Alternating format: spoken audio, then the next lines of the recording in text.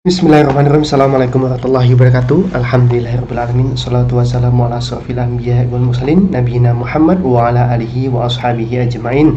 Amma ba'du. Selamat datang kembali teman-teman di kelas desain media pembelajaran. Pada pertemuan kali ini kita akan membahas terkait dengan komunikasi pembelajaran serta multimedia. Saya yakin pada materi kali ini teman-teman lebih menguasai dibanding saya ya, terutama karena memang sudah menjadi sub fokus ya dari pendidikan agama Islam.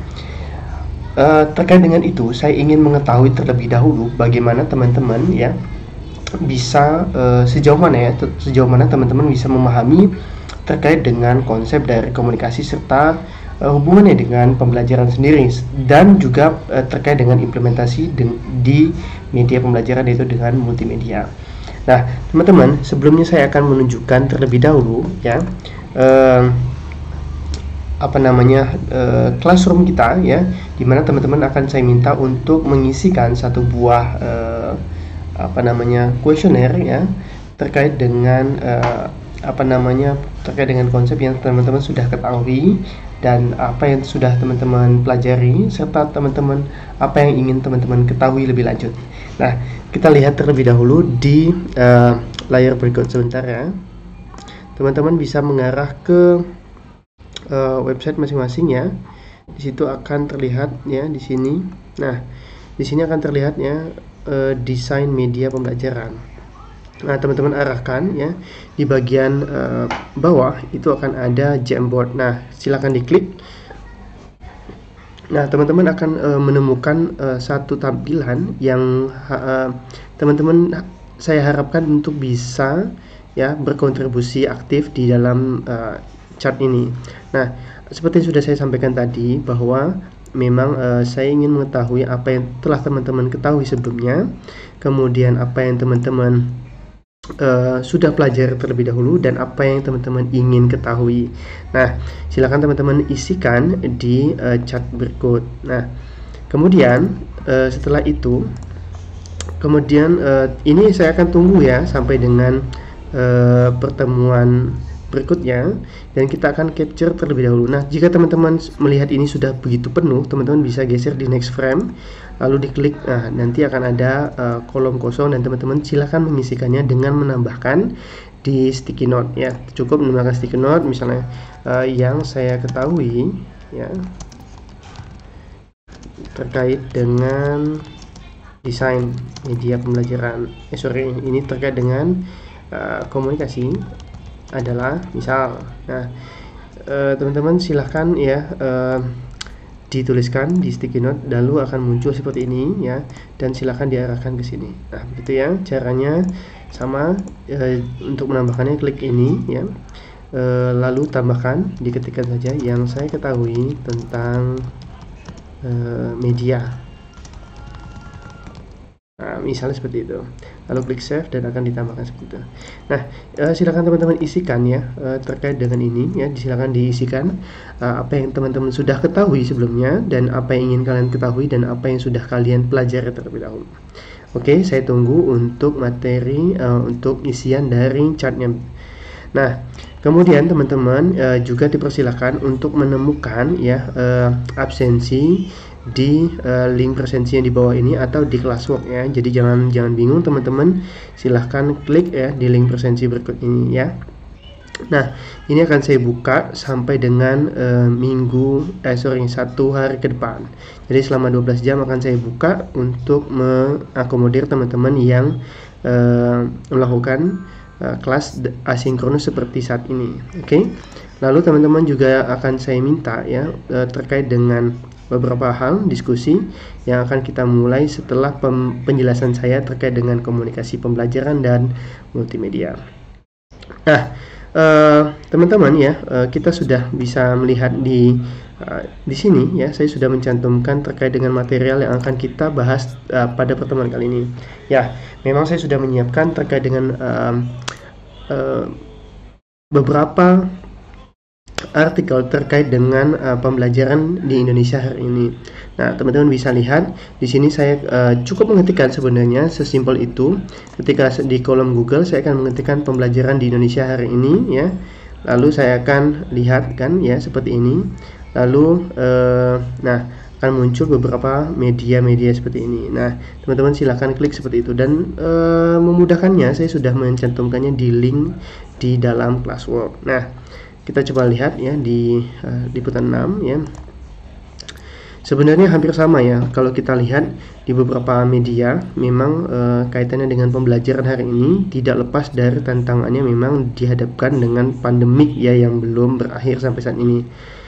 Harapan untuk bisa melakukan pembelajaran tatap muka atau PTM ya masih didengungkan di beberapa sekolah baik dari aktornya yaitu adalah siswa maupun dari guru, begitu juga dengan orang tua dari siswa. Nah, begitu juga beberapa instansi ya termasuk universitas ya itu juga memberikan dukungannya terkait dengan proses pembelajaran yang dilakukan secara online. Nah, teman-teman juga bisa melihat ya di sini banyak sekali kolaborasi ya, kemudian persiapan serta dukungan-dukungan untuk bisa mengadakan pembelajaran secara tatap muka. Nah, namun ada juga kekhawatiran jika pembelajaran tatap muka ini dilakukan, apakah berdampak pada penyebaran COVID sendiri, yaitu munculnya klaster baru. Nah, kita juga lihat di sini ya di detik.com mungkin seperti itu bahwa memang ya beberapa startup ya, beberapa company, beberapa instansi industri ya terutama itu juga turut mendukung terjadinya pembelajaran yang lebih efektif, di mana pendidik dan peserta didik juga bisa melakukan komunikasi secara aktif, kemudian juga proses pembelajarannya juga lebih pada student center learning gitu.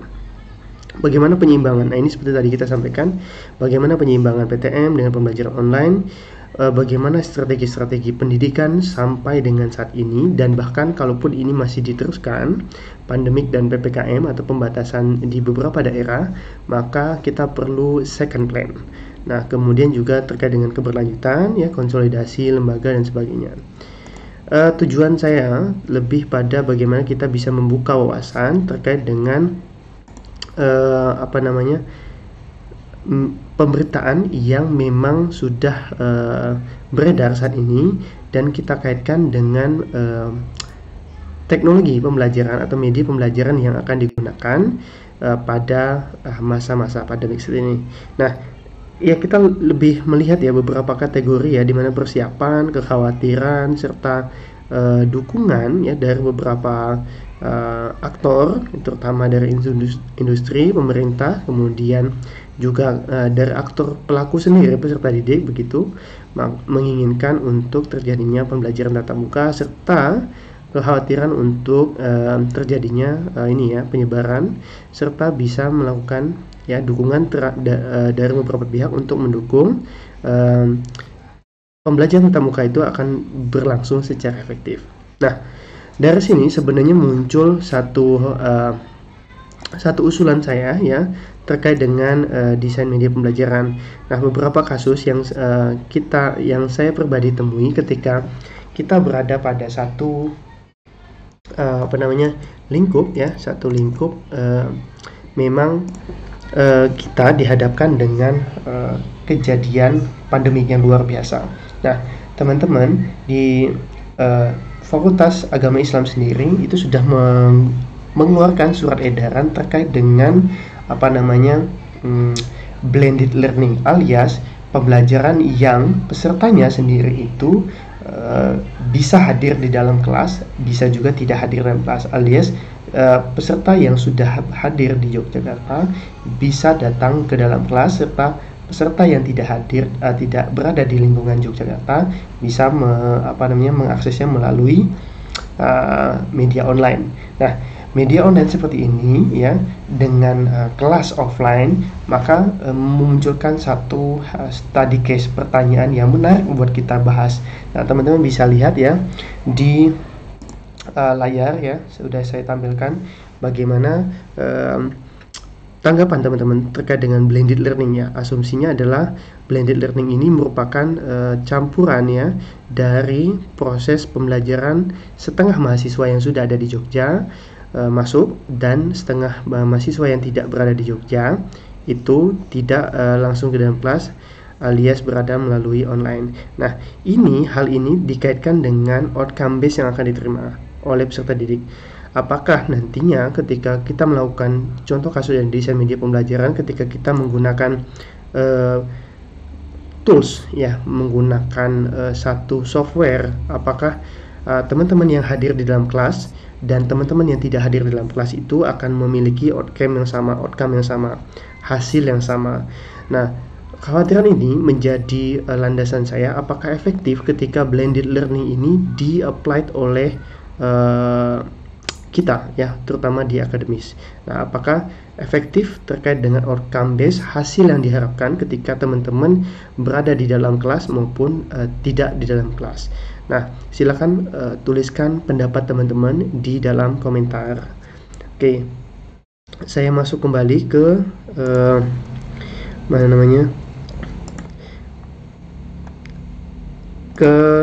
slideshow kita ya, dimana kita akan kembali membahas terkait dengan komunikasi dan pembelajaran. Nah, teman-teman, sekali lagi kita berusaha ya untuk bisa melakukan kegiatan yang sama dengan teman-teman yang ada di pertemuan sebelumnya, dimana memang teman-teman sebelumnya juga saya minta untuk membuka wawasan dengan cara kita mencari referensi terkait dengan proses pembelajaran hari ini, dan akhirnya kita menemukan satu kasus yang menarik untuk kita bahas. Nah, teman-teman juga sama, saya harapkan bisa juga turut memberikan tanggapannya. Nah, ya sebenarnya komunikasi dan pembelajaran itu sendiri ya, saya yakini dari teman-teman sudah sangat-sangat memahami dari terminologi maupun prakteknya. Oke, kita coba lihat ya di sini bahwa memang ya komunikasi dan media pembelajaran dan pembelajaran ya terutama ini tidak dapat dipisahkan. Secara terminologis ya, komunikasi merupakan merujuk pada sebuah proses penyampaian suatu pernyataan oleh seseorang kepada orang lain. Nah, hal ini ya bisa kita asumsikan bahwa memang ada dua aktor utama. Ada dua peran utama di mana kita akan membutuhkan pengiring dan juga penerima. Nah, kita lihat lagi ya. Secara definitif lagi, kita melihat bahwa memang komunikasi merupakan sebuah proses yang bersifat resiprokal, alias proses yang memiliki timbal balik di mana kita akan mengirimkan sebuah pesan dan akan menerima feedback dari pesan tersebut. Ya, oke. Antara dua pihak atau lebih. Jadi memang komunikasi itu membutuhkan minimal dua orang. Jadi tidak mungkin komunikasi itu ya tidak memiliki dua arah, tidak memiliki satu arah saja, tetapi lebih pada dua arah karena ada timbal balik yang diinginkan.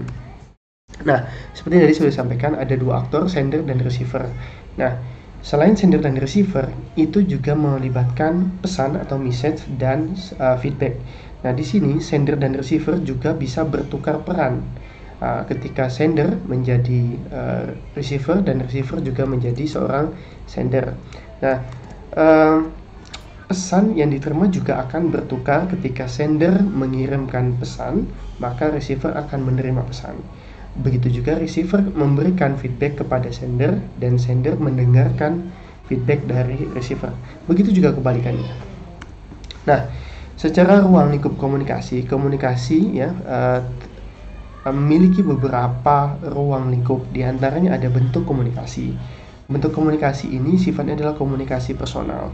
Komunikasi personal sifatnya lebih pada komunikasi yang dilakukan antar individu, kemudian dengan komunikasi dilanjutkan dengan komunikasi kelompok yang memiliki jumlah yang lebih besar dibanding komunikasi personal. Begitu juga komunikasi massa. Secara bentuk komunikasi ada tiga itu ya, personal, kelompok, serta komunikasi massa. Kemudian dilanjutkan dengan ruang lingkup dari jenis komunikasi. Pertama adalah komunikasi secara verbal dan komunikasi secara non-verbal. Simpelnya adalah ketika komunikasi verbal itu adalah komunikasi yang disampaikan melalui lisan, ya, secara langsung dan bisa dimengerti oleh si receiver atau pendengar atau audiens ya, melalui penyampaian dengan komunikasi secara verbal. Sedangkan komunikasi non verbal, komunikasi yang tidak disampaikan melalui lisan. Apa contohnya? Sebenarnya yang paling dekat dengan kita adalah seperti pesan ya, pesan chatting begitu, atau email, atau juga gerak tubuh ya, itu juga merupakan salah satu non verbal. Nah, kemudian ruang lingkup lainnya adalah metode komunikasi. Di sini banyak hal ya. Mungkin teman-teman sudah lebih paham terkait dengan metode ini, di mana ada metode jurnalistik. Penyampaian komunikasi dilakukan melalui media pesan yang dikumpulkan dalam satu buah pemberitaan yang menjadi satu pesan menarik ya, satu pesan yang dipaketkan menjadi sebuah karya jurnalis. Nah, kemudian metode komunikasi yang lain adalah hubungan masyarakat. Memang komunikasi ini akan terbentuk ketika ya teman-teman terbiasa dalam satu komunitas masyarakat. Bahasa, gaya tutur bahasa, kemudian logat, itu juga akan dipengaruhi oleh hubungan masyarakat atau sosial masyarakat di komunitas teman-teman sendiri. Kemudian yang selanjutnya adalah metode komunikasi terkait dengan periklanan. Nah, di periklanan sendiri sebenarnya menarik ya, karena memang ternyata komunikasi ini bisa terjalin secara tidak langsung ketika audiens, ketika penikmat penonton itu bisa melihat secara tidak langsung iklan yang disampaikan. Iklan yang disampaikan itu mungkin menarik perhatian atau isi tulisan ya, sehingga mereka bisa dapat pesannya secara langsung. Hal yang menarik, mungkin teman-teman bisa rewind ya atau bisa mengingatkan kembali ketika pada tahun pemilu presiden terutama, ada beberapa partai politik yang membuat satu jingle, satu mars begitu. Kemudian ditampilkan di satu platform media, yaitu adalah YouTube mungkin, ataupun secara tidak langsung di TV, dan itu diulang sehingga kasus itu menjadi menarik ketika anak-anak usia sekolah lebih ke SD mungkin TK itu lebih mengetahui lagu-lagu iklan dari partai politik tersebut dibandingkan dengan lagu Indonesia Raya atau lagu-lagu nasional. Nah, hal ini menjadi satu ruang lingkup sendiri ya, bahwa memang komunikasi itu bisa terjalin secara tidak langsung melalui periklanan. Begitu juga dengan propaganda. Tentu saja propaganda ini saat ini lebih masif ya, bisa dilakukan tanpa mengetahui identitas si pelaku. Nah, komunikasi seperti ini sudah sangat dekat dengan kita. Di antaranya penggunaan sosial media. Propaganda sangat-sangat dekat dengan kita, bahkan kita tidak tahu bahwa pemberitaan itu dipelintir atau tidak. Kemudian dilanjutkan dengan ruang lingkup dari teknik komunikasi, di mana memang ada unsur-unsur tekniknya, yaitu salah satunya adalah memberitahu, membujuk, memaksa, serta memerintah. Lalu juga terkait dengan fungsi komunikasi ya, diantaranya adalah menginformasikan, mendidik, menghibur, serta mempengaruhi.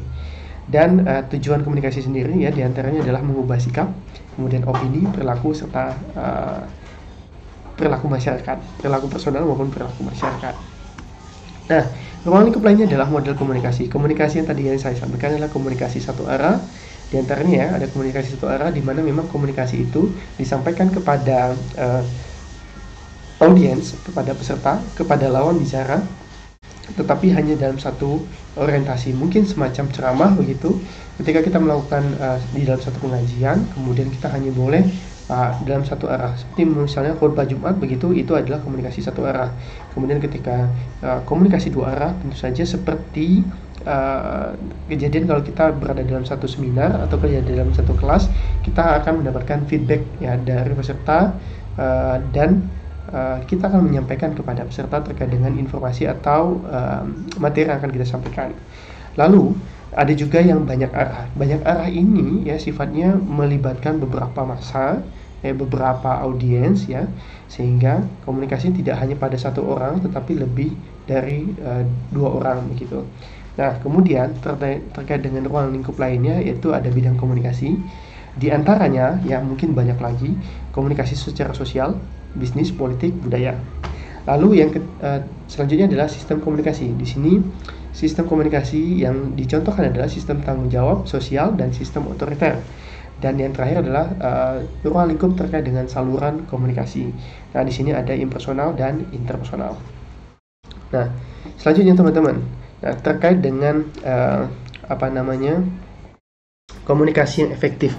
Ketika kita melakukan dua interaksi ya antara dua orang, interaksi dua orang itu akan berlangsung secara baik jika dia dikatakan komunikasinya sampai, pesan yang diterima sampai, pesan yang dikirimkan itu sampai kepada si receiver. Nah, atau yang kita sebut dengan komunikasi yang efektif. Secara tidak langsung, komunikasi efektif ini bisa kita pahami dari dua persepsi. Pertama adalah dari persepsi psikologis dan persepsi dari pendidikan. Effective communications is more than what you say. Nah, dari pernyataan ini ya, bahwa komunikasi efektif ini ya, yang dimaksudkan adalah komunikasi yang memiliki pesan lebih dari apa yang disampaikan oleh si sender ya. Komunikasi yang efektif itu bisa juga mempengaruhi ya orang dengan positif impact atau dampak yang positif, dan juga pesan itu juga mencerminkan siapa sebenarnya si sender tersebut atau bagaimana cerminan dari diri kalian masing-masing. Nah, effective communications itu didefinisikan pada persepsi psikologis ini, itu pesan yang disampaikan itu memiliki dampak positif terhadap orang yang diajak bicara, terhadap lawan bicara, terhadap partner bicara. Nah, di sini terlihat dari dampaknya ketika pesan tersebut dapat mempengaruhi, dapat merubah, dapat mensupport, dapat menyemangati, dapat memberikan dampak terhadap kehidupannya serta terhadap karir ataupun kegiatan aktivitasnya di dalam hidup. Nah, selanjutnya ya terkait dengan pembelajaran dan hubungannya dengan komunikasi. Nah, belajar di sini merupakan proses pengembangan ya pengetahuan, di mana memang pada proses belajar ya kita juga melakukan interaksi antara dua orang ya, si sender dan receiver. Proses pengembangan pengetahuan ini bisa dilakukan secara tidak langsung melalui proses pembelajaran, di mana dari yang tidak tahu menjadi tahu, dari yang tidak pandai, dari yang tidak terampil menjadi terampil, begitu, dan menimbulkan juga sikap yang baru. Seperti kalau kita dulu pernah menyampaikan bahwa mungkin ya pada pendidikan zaman dahulu, orang itu akan lebih mengedepankan adab terlebih dahulu dibandingkan mengedepankan ilmu ya. Jadi adab dulu baru ilmu. Nah, itu yang selalu disampaikan, yang selalu didengung-dengungkan pada zaman dahulu, memang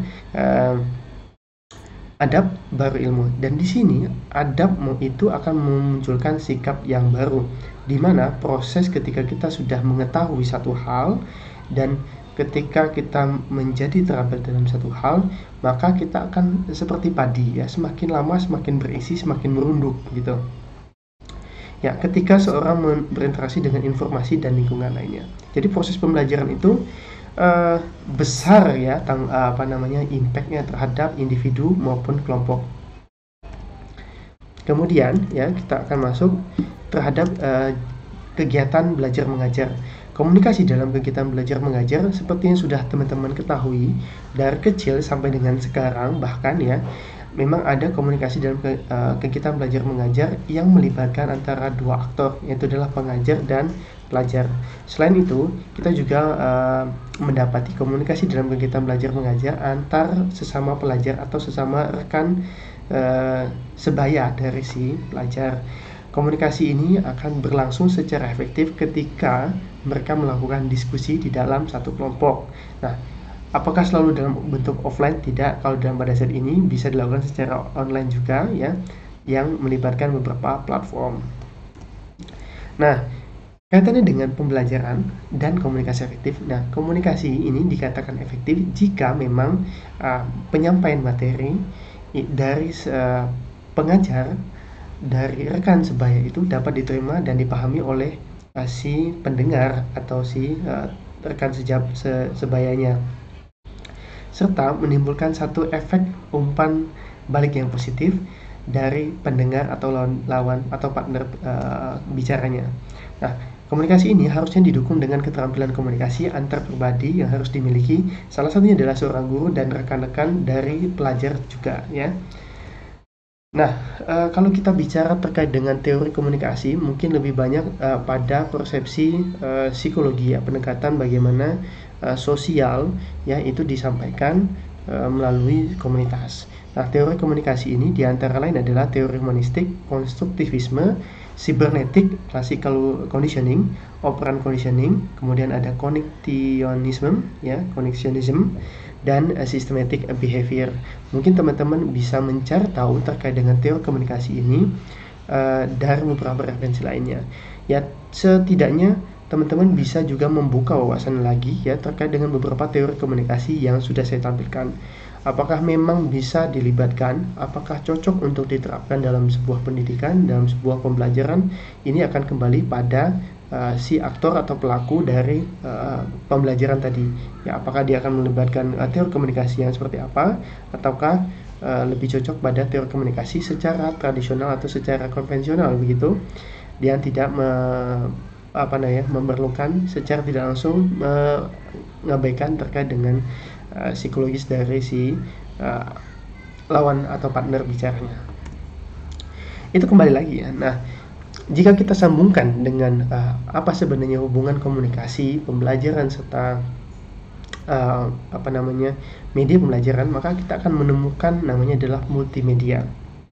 Di mana multimedia itu merupakan ya banyak atau lebih ya dari perangkat atau perantara yang digunakan untuk menyampaikan suatu pesan begitu. Jadi multimedia ini adalah bagaimana keterlibatan dari penggunaan media-media yang digunakan untuk menyampaikan pesan dari si aktor, si pengajar maupun si pelajar atau rekan sebaya. Nah, multimedia secara definisi ya adalah merupakan informasi di dalam komputer yang direpresentasikan ke dalam bentuk audio, video, animasi, dan media lain berupa grafik, image, teks, dan sebagainya. Nah, hal ini kalau kita melihat terminologi seperti ini atau definisi seperti ini, maka ini akan mengacu pada multimedia dari sisi computerized, di mana memang multimedia yang digunakan itu melibatkan satu alat tools, satu komputer yang bisa mengakomodir ya terkait dengan media-media yang digunakan dalam proses pembelajaran. Nah, apa saja komponen penting dari multimedia? Ya, seperti teman-teman ketahui sebenarnya ada komputernya sendiri, ada perangkatnya sendiri, ada link ya. Link itu semacam hubungan ya, semacam alternatif way yang bisa mengkoneksikan antara satu halaman dengan halaman lain. Ya, semacam presentasi ini ketika diklik satu buah alamat HTML, alamat website, maka dia akan terhubung ke satu halaman lain ya. Nah, ini disebut dengan link atau keterkaitan antara satu media atau satu halaman dengan halaman lain atau satu media dengan media yang lain. Kemudian juga multimedia ya, karena memang sifatnya adalah penggunaan media yang banyak, yang lebih dari satu, maka juga kita memerlukan alat navigasi, di mana memang alat navigasi ini berfungsi untuk ya membantu si peserta, si lawan bicara, si partner ya, dan juga pengajar ya untuk melakukan navigasi, untuk melakukan proses komunikasi di dalamnya dengan menggunakan alat bantu adalah navigasi. Nah, yang terakhir adalah evaluasi. Nah, di sini catatannya adalah evaluasi sangat dibutuhkan ya, terkait dengan pemahaman si peserta didik atau lawan bicara terkait dengan apa yang sudah disampaikan atau pesan yang sudah disampaikan dari si pengajar, pelajar, sender maupun rekan sebaya sesama pelajar. Nah, evaluasi ini diperlukan untuk mengukur ya ketercapaian dari informasi pesan ya yang disampaikan melalui perantara media tadi. Nah, ini ya, media menjadi bagian yang tidak dipisahkan dari proses belajar mengajar. Ya, betul sekali ya teman-teman. Banyak juga saya temukan di kolom-kolom komentar bahwa memang multimedia, kemudian komunikasi serta pembelajaran itu merupakan keterkaitan satu sama lain dalam proses kegiatan belajar mengajar ya. Jadi memang media menjadi satu kesatuan, satu paket komplit, satu paket yang tidak terpisahkan dari proses belajar mengajar. Apabila media itu membawa pesan-pesan atau membawa informasi yang bertujuan untuk instruksional atau mengandung maksud-maksud sebuah pengajaran, maka itu disebut dengan media pembelajaran, ya. Kembali pada tujuan dan fungsionalitasnya. Kemudian, media pembelajaran sekali lagi perlu digarisbawahi bukan sebuah LKS, di mana LKS itu lebih fleksibel, lebih mengukur kemampuan ketercapaian dari pesan yang disampaikan, dan lebih lebih mudah untuk diulang-ulang. Nah, jangan sampai media pembelajaran yang teman-teman buat itu lebih menyusahkan. Nah, contohnya seperti ini.